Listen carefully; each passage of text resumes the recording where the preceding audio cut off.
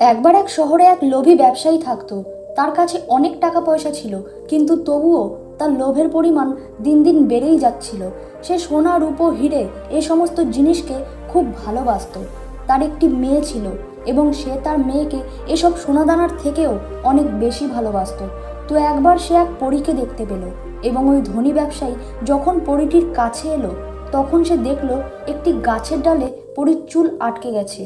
তখন সে পরীর চুল গাছের ডাল থেকে ছাড়িয়ে দিল, যার কারণে পরীটি মুক্ত হয়ে গেল।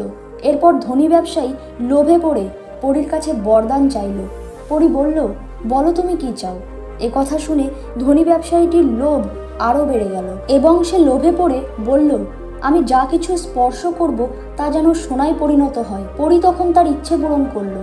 এরপর ধনী ব্যবসায়ীটি খুব খুশি হয়ে গেল এবং সে বাড়িতে যেতে যেতে অনেক পাথরকে ছুঁয়ে সোনা বানিয়ে ফেলল। ব্যবসায়ী এসব কথা বাড়িতে গিয়ে তার স্ত্রী এবং মেয়েকে বলতে চেয়েছিল, তাই সে তাড়াতাড়ি করে বাড়ি পৌঁছে যখন সে দরজা খুলল, ঠিক তখনই তার ছোট বাচ্চা মেয়েটি দৌড়ে এসে তার কোলে উঠতে গেল এবং ব্যবসায়ী হাত দিয়ে যখনই সে তার মেয়েকে স্পর্শ করলো তখন তার ছোট্ট মেয়েটি সোনার মূর্তিতে পরিণত হয়ে গেল।